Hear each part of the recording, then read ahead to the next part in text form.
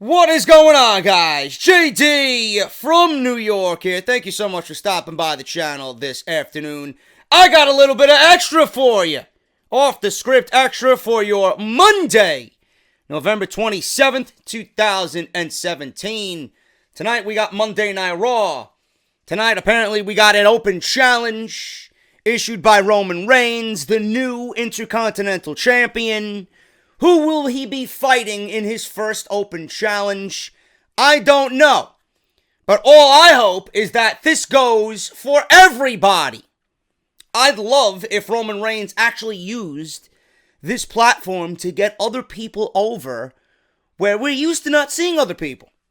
And what I mean by that is I'd love if a Cedric Alexander wants to challenge for the Intercontinental Championship. I'd love a returning Neville challenging for the Intercontinental Championship. I'd love a Rich Swann. I'd love a Hideo Itami. Somebody in the Cruiserweight division. As you see where I'm going with this. Maybe we can wish upon a star. I wish WWE would use this platform to get other people over, and maybe it would be the road to just getting rid of this 205 weight limit. Don't constrict these guys to the Cruiserweight division. Have them be a part of Monday Night Raw, because Cedric Alexander and everybody that I just mentioned is way too talented to be stuck in their own bubble. So that's what I'm hoping for. Will we see the open challenge tonight?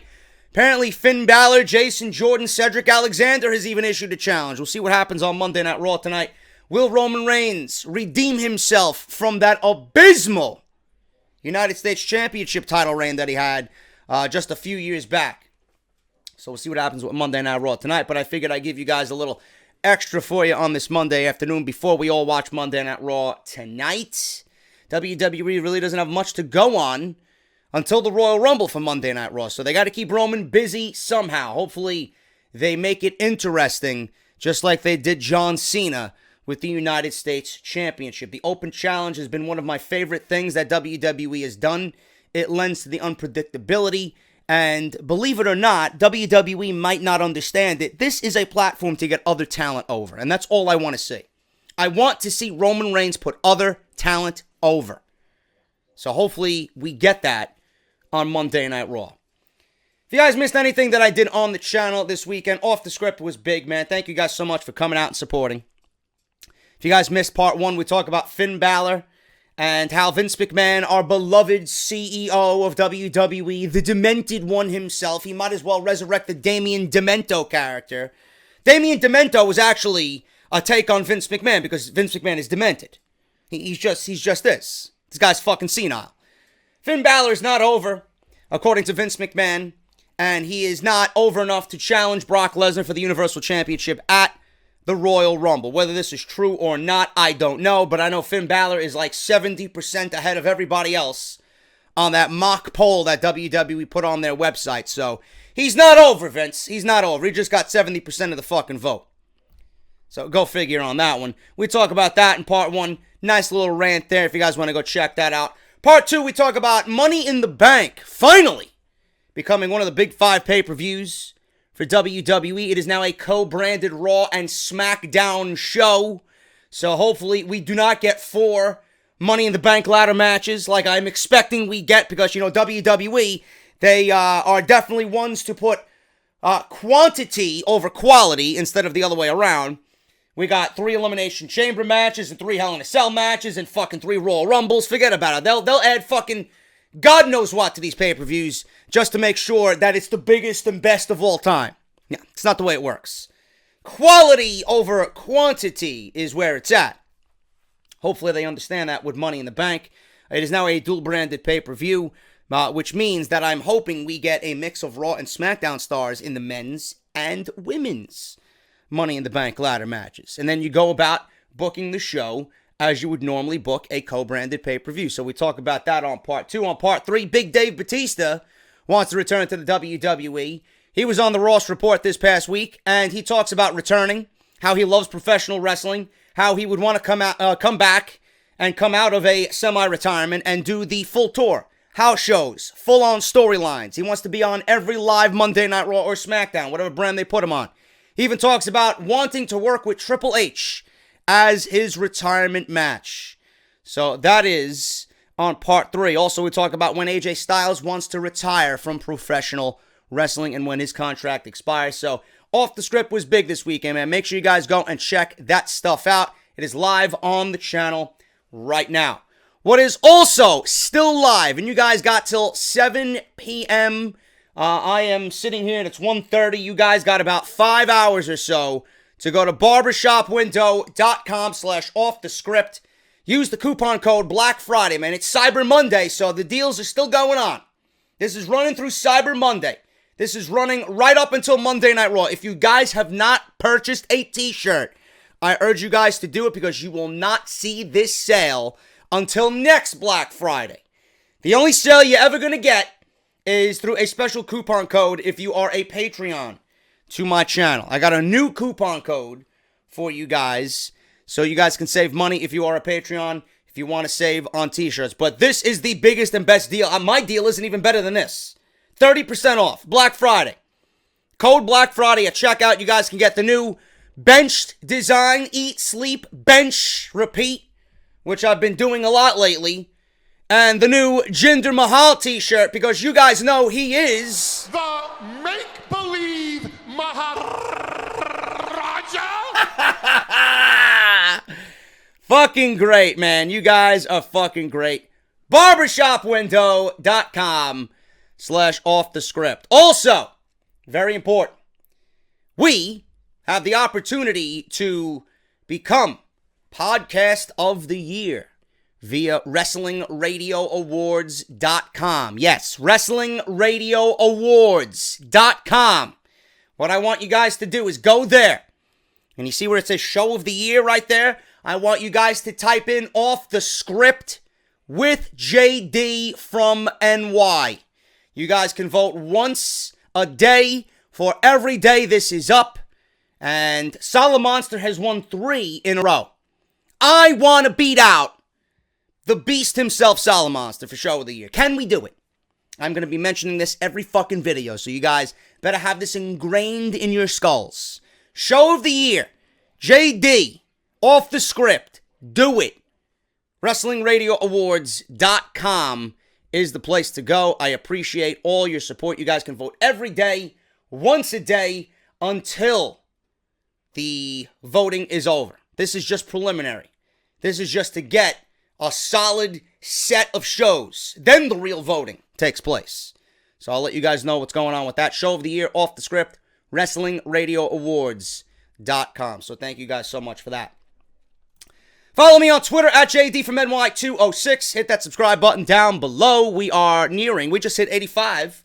We're nearing 85-1. So make sure you guys go and subscribe.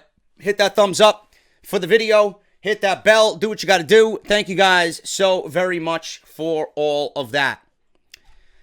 Jeff Hardy reveals plans to return by WrestleMania 34. According to Cage Side Seats, Jeff Hardy spoke to WWE.com after he and his brother appeared at the Starrcade event, which was not televised, by the way, which was not shown on the WWE Network, by the way. Good job there, Vince, about doing cost-cutting when us fans are being neglected of what I hear was a good show. When talking about this injury that he's had, Hardy said that he is still in a lot of pain. However, he said that his physical therapist said the injury is progressing great. Hardy ended up going into surgery to repair his shoulder, and at the age of 40, injuries heal slower than they do when athletes are younger. That is a given, common sense. The surgery took place in September, and Hardy has now given everyone an estimate on when he plans to return to the WWE. Jeff Hardy said that he can start lifting weights in the next month and start working on rebuilding his chest and arms again. Hardy then said that he will hopefully be back in the ring by April, and the Hardy Boys can continue their latest WWE run. That means that the Hardy Boys could make their return at WrestleMania 34 if the Jeff Hardy injury return timetable is correct. Ever since Jeff fell on his shoulder during a match with the Bar, Matt Hardy has done very little in WWE. He wrestled Elias in a short feud that saw the guitar-playing heel dominate good old Elias, who I think would make a great foil and a great challenger to a babyface Intercontinental Champion. Should have been Finn Balor. I will never let this go. Roman Reigns is not the answer for the Intercontinental Championship. I'm telling you right now. And then some people are telling everybody, yeah, I don't think Roman Reigns is going to keep the Intercontinental Championship until WrestleMania. Are you out of your fucking mind? Do you know who you're talking about? This is not like it's Samoa Joe. This isn't like The Miz. This is Roman Reigns. You don't think the WWE would give themselves an opportunity to present this lackluster WrestleMania main event and try and make it more epic as possible? You don't think they want to have Roman Reigns walk into WrestleMania as the Intercontinental Champion and have champion versus champion in their main event for the Universal Championship with Roman Reigns walking out of the Superdome in New Orleans holding up 2 title belts? Are you living on an alternate fucking planet? Like, why wouldn't that be possible? Why wouldn't WWE do that? They've done everything else for this guy. Why wouldn't that be done? People are saying, oh, he's going to lose it before the end of the year. He's going to lose it before the Rumble. He's going to lose it during this open challenge. He ain't losing shit. WWE hasn't done shit with the Intercontinental Championship. Unless they're going to have Roman lose on the road to WrestleMania, which I don't see. You guys got to get it through your skull. At every twist and turn, when WWE does something for Roman, they do it for Roman. And I stress, do it. Roman's holding that title till WrestleMania. I would be absolutely fucking shocked if he loses that title before WrestleMania. Shocked. I've been saying it since before SummerSlam. And you guys know if you've been watching me. I've been saying this before SummerSlam. Then everybody else wants to jump on my fucking boat. Get the fuck out of here, man. I've been talking about this shit for months. Then all of a sudden people want to come out and say, well, I think Finn Balor should be the Intercontinental Champion. No fucking shit! Finn Balor should be the Intercontinental Champion. I've been saying this before SummerSlam. I booked Balor vs. The Miz at SummerSlam.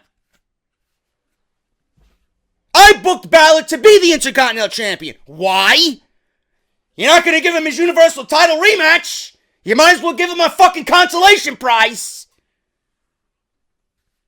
The title looks better on a babyface. Not Roman, because Roman's not a babyface. Roman is, get off my TV. That's what he is.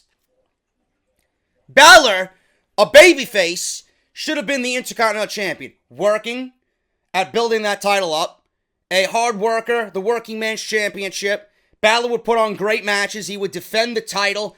The feud with Samoa Joe would be a little bit more important instead of just having these two guys fight for no fucking reason. Hey, bro, you took the last of the potatoes at Titus Catering, bro. Now we gotta fight over it, bro.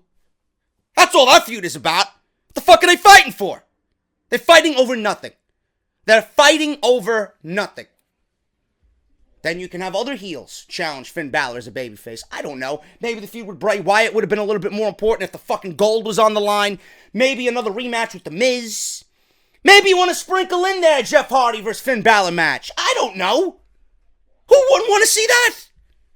Then you got Elias, instead of fucking having produce throwing Jason Jordan fucking come after him for 3 months. Elias is one of the best heels on Monday Night Raw. Why couldn't you have Elias challenge Finn Balor for the Intercontinental Championship? That feud would have been more important. You know, then everybody wants to take my fucking ideas. I've been saying this since August. Fuck out of here, bro. I don't know why I went on that rant. I'm in some fucking mood today.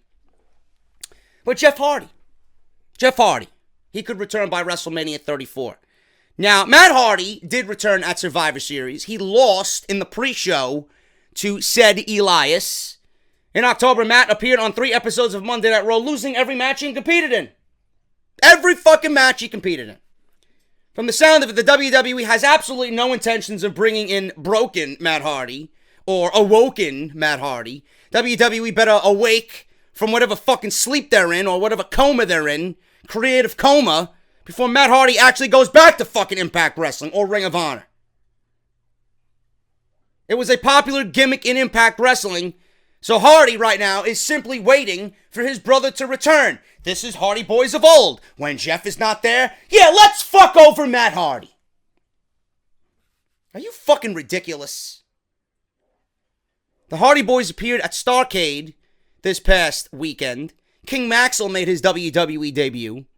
They came out to introduce the NWA Wrestling Legends and WWE Hall of Famers, the Rock and Roll Express for fans in Greensboro, North Carolina.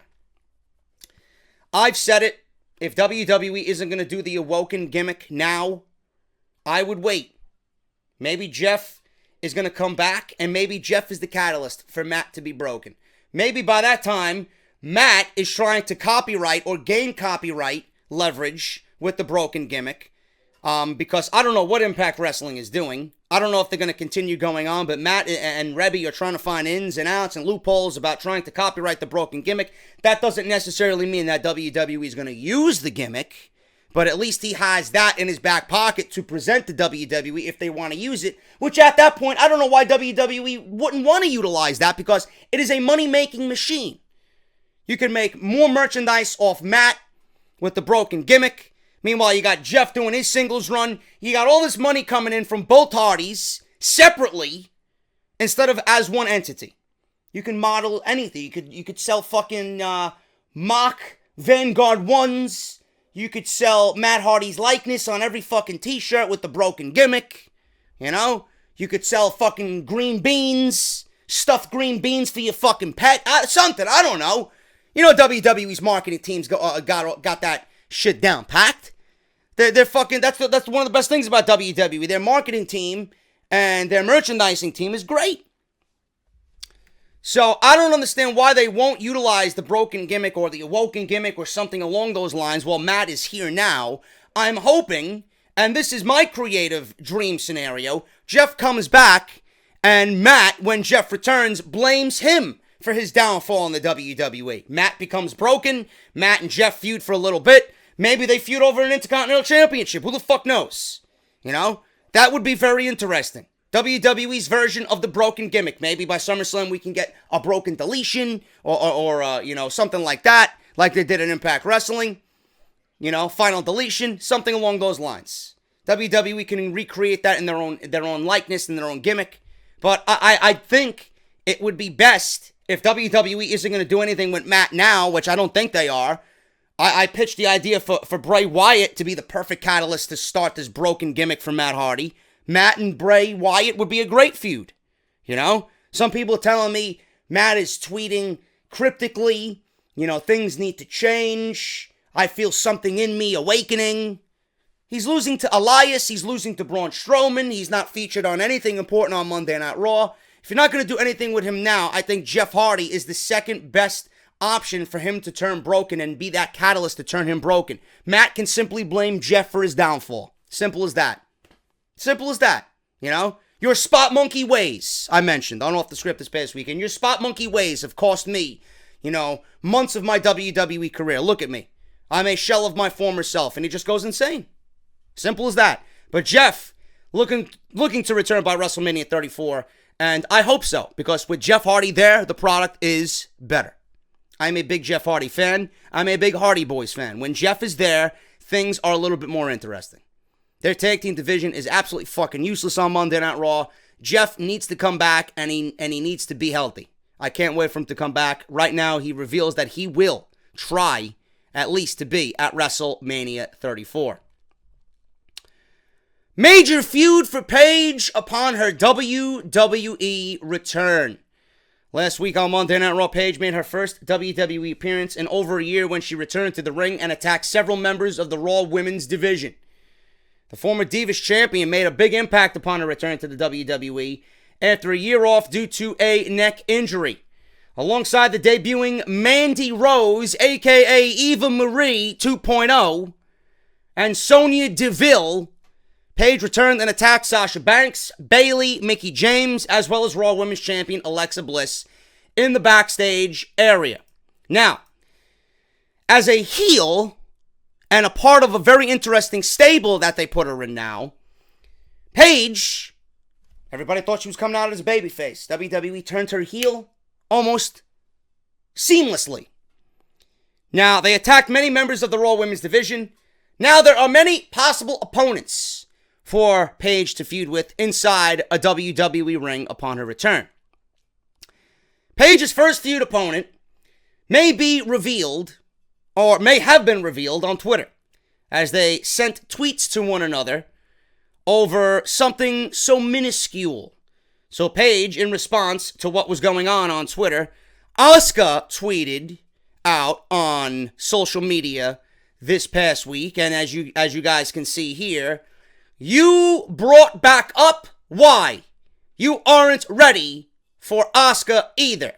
And I love Asuka because she used the clown emoji. And you know how I love calling everyone a fucking clown. So Asuka tweeted that to Paige. Paige retaliates. Stop. You're not that special. With a blowing of the kiss emoji. So there you go. WWE might very well be building towards Paige and Asuka at WrestleMania 34. Not only would this be Paige's first WWE feud in over a year, but this would also be Asuka's first singles feud and first true test since being called up from NXT in October. So far, Asuka has only had one match with Emma at TLC, who was unceremoniously fired not long after that, and we all know how much sense that made, as well as being a part of the Raw women's team at Survivor Series against SmackDown, where she was the sole survivor of that match. This would be an interesting feud for both superstars, as it would be a true test to see how both women can perform, especially in the case of Paige, since she's been out of action for over a year.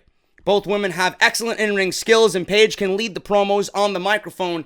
It's way too early to call this a feud right now, but WWE seemingly is planting seeds for this to happen, and a returning Paige against an undefeated Asuka certainly does sound interesting. It should be a good feud if WWE does decide to go through with all of it. I mean, this is a given. This is a given. I've said it, and I mean this wholeheartedly. I love Alexa Bliss. I think Alexa Bliss is great. But I think her time as women's champion, you kind of sense that it's coming to an end. There's really not much left for Alexa Bliss to do. And this is what happens when WWE wants to shove someone down your throat. It really just, shows itself. And after a while, you just get tired of it. I think Alexa Bliss as champion has run its course. Now, where would you feud Paige and Asuka? To me, the first thing that pops into my head is WrestleMania. I think that would be a WrestleMania-worthy match. Not the one that I would go for, because if WWE is planning on doing this 4 horsewomen feud between MMA and WWE, then Becky and Charlotte would probably need to be on Monday Night Raw, because then you're going to blur the lines between the brand split, and you're pretty much going to go back on the brand split and what it really does. You can't have SmackDown superstars teaming with Raw superstars in some big match at WrestleMania. I would prefer them to be on Monday Night Raw with Bayley and Sasha Banks and have them all on the same brand, and then you do that match. At least it would make sense for them to be teaming together against these outsiders coming in. And even that wouldn't be a match I would be interested in seeing right now. I would move Charlotte over to Monday Night Raw. I wouldn't have made her champion. I don't see this happening right now because Charlotte is SmackDown champion. I would have moved Charlotte over to Monday Night Raw, and I would have had Charlotte versus Asuka at WrestleMania for the Women's Championship. But that's just me. I don't see that happening anytime now. If WWE did want to go down that road, they could probably do it at SummerSlam if they wanted, Asuka versus Charlotte. But with this talk of, these invasions happening simultaneously on Raw and SmackDown last week, there's even talk about Paige leading these invasions. Paige is involved with not only the Raw invasion, but SmackDown's invasion as a way to say, I've been out, I missed all this revolution, I was injured, now I'm back, I'm starting the real fucking revolution, man. So it's pretty much a speculation that Paige is doing it for those reasons. But if Asuka is going to be women's champion, I would not have it happen until WrestleMania. That's where I would coronate her. I would crown her women's champion at WrestleMania.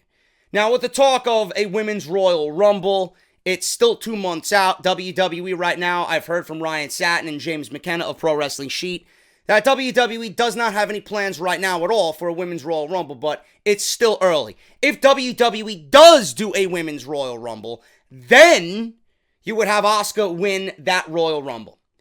If you don't do a Royal Rumble, I'm hearing also that WWE is thinking about having a Women's Elimination Chamber happen. And that is a Raw branded pay-per-view. So Asuka, if there is no Royal Rumble and she is not, going to win a Royal Rumble, Asuka could win an Elimination Chamber and then go on to fight whomever at WrestleMania for the Women's Championship. But I see Paige taking the Women's Championship from Alexa Bliss around Royal Rumble time. You give Paige a 2-3 month run with the title, and then you give it to Asuka, and you have her fucking run with that shit all the way up until next WrestleMania at 35, wherever that's going to be. That's when you bring up Kairi Sane, and then you make Kairi Sane beat Asuka at WrestleMania, and you crown Kairi Sane as the new queen of WWE. But Kairi Sane would need, to make that match important, Kairi Sane must not lose anything in NXT. She must not lose a match. She must not take a pinfall. That is main event worthy. Kairi Sane versus Asuka at WrestleMania 35. And then you have two women who are undefeated fighting over the biggest prize in the women's division on Monday Night Raw. That sells itself. That sells itself. But Paige, backtracking all the way before WrestleMania 34. Paige takes the title from Alexa Bliss at the Royal Rumble. Asuka wins the Elimination Chamber or the Royal Rumble, whichever WWE plans to do. And then you have Paige versus Asuka at WrestleMania 34 with Asuka winning the Raw Women's Championship. So that is my booking scenario right there for Paige if you are indeed going to give her a run with the Women's Championship.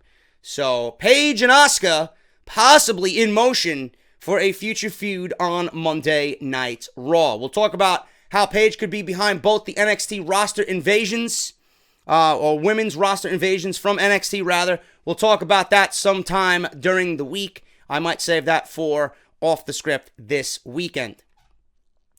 Finally, guys, I want to go over this fan who went nuts on Austin Aries at an airport after being refused of an autograph. Now, you guys know how fans are just stalkerish at airports. We went over just, I don't know how long ago, maybe a month and a half ago, 2 months ago, we talked about Sasha Banks and how she hates fans coming up to her at 4 a.m. at the airport. She went on to say, and she was on Sam Roberts' wrestling podcast, saying that she hates fans who are overly stalkerish. She went on to explain that fans actually called the airport and gave her real name and asked when and what flight she was getting in on.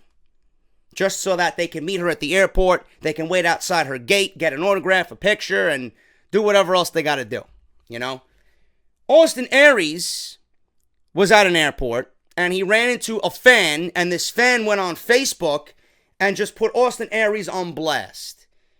Trying to play the victim here, making Austin Aries look bad. But going back on it and reading the entire story and hearing it from Austin Aries about how he briefly described it, I agree with Austin Aries 100%. Austin Aries is now gone from the WWE and seems to be happy working the independent circuit once again. But no matter where you wrestle, there are crazy fans all over the place. And this is why I always state, nobody here. I don't come off that way. I don't come off that way or don't plan to come off that way. Wrestling fans are the dumbest fucks that you will see fucking walking this earth. I'm telling you right now. They are mind-numbingly blithering idiots, man. Garbage people. Absolutely garbage people. One fan took to Facebook to vent about a recent incident he had while meeting Aries at an airport with some friends. The fans reportedly approached Aries for a photo when he began acting abusive and rude. Turns out that Aries refused to take a picture because at a wrestling event that he had just left, he had a meet and greet. Fans paid to take pictures and fans paid to have an autograph with Austin Aries. Aries didn't think it would be fair to take a free picture and give out free autographs with this said fan and his friends after charging everyone that he had just met just mere hours ago at this wrestling event. He didn't want to give out a free service when everybody else had to pay for it. Simple as that. The fan was, of course, upset and felt entitled, and then he went on Facebook to fucking rant like a pussy about how angry Austin Aries was and how ungrateful Austin Aries is. Because he helps pay Austin Aries' salary. This is what the fan said. This is what the fan wrote, and I quote, "Who the fuck is Austin Aries? After what happened this morning, you've lost a true fan who's been supporting you since day one." The fan wrote on Facebook. These are the same people that I got coming to me. "Oh, how can you block me? I've been watching you since 2007. First of all, my first year on YouTube full was 2014, so don't get the fucking years mixed up, you fucking retard. B, I never seen you comment or even tweet me, so how the fuck can you be a lifelong fan and I'm just seeing you now? Or I'm just hearing of you now." So they always got to throw that in there. "Yeah, I've been a fan since day one, man." Fuck out of here, man. Entitled, self-righteous fucking prick. "I can't believe you think my friends and I aren't supporters just because we ask nicely for a photo at the airport, and you start abusing us, saying that we didn't pay at the show. Plus, on top of that, you tried to get us kicked out of Qantas," whatever the fuck that is. "But lucky the amazing staff defended us, saying we were doing nothing wrong. We pay your salary, Aries, your tickets, and put food on your table, and make you who you are today. Be fucking grateful you've got fans coming to the airport wanting your autograph and photo. Don't be all about money. Don't be greedy and money hungry, thinking you're fucking king shit, LOL." End quote. So Aries took to Twitter, obviously, and said this, and as you guys can see here on the screen, "Today, 3 adults at said show who bought 0 from anyone stalked me at the airport wanting free pics. It's rude and unfair to all the real fans." End quote. That's what Austin Aries said on Twitter. Do you blame him? Do you fucking blame him? Now, I know you're gonna have the fucking people who are gonna come out and defend the fan. You know, what difference does it make? These guys are in the business. Shit like this is gonna happen. Maybe it was just these 2 guys. We don't know the whole story. We don't know if these 2 guys were a bunch of, fucking retards and are just fabricating this entire story just to intentionally make Austin Aries look bad. We don't know even if there was other fans there. It's not like these 2 guys were the only fucking fans there that realized who Austin Aries was, right? So if there was a sea of fans, do you blame Austin Aries for not wanting to give out free autographs and free pictures after he just had everybody else meet him at the show, right? If you're at the airport, in the same city, in the same town of where Austin Aries was performing that same night, why, if you're such a big fan of Austin Aries, why weren't you at the show? Why weren't you at that show in line to meet your number 1 fucking wrestler, right? I'm your number 1 fan. If you're his number 1 fan, then you would have been at the show in the same city that you're meeting him in at the airport to get a fucking autograph and a picture. So then that means you're not his number 1 fan. That means you're a bullshit artist. That means you're making him bad or look bad intentionally.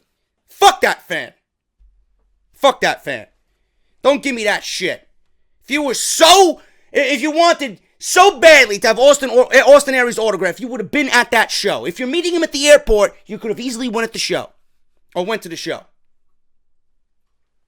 Bullshit. I don't blame Austin Aries one bit. One bit. He's doing a respectable thing.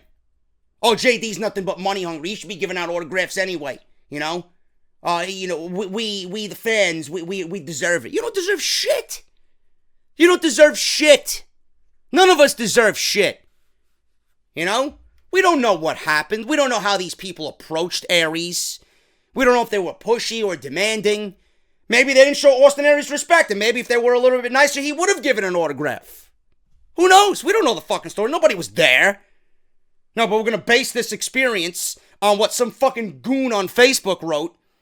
And he obviously used, curse words and expletives and all this other shit. Then he puts LOL at the end of his Facebook rant. LOL. What's so fucking funny? What is funny about what you said? You just came off and made yourself look like a big fucking retard.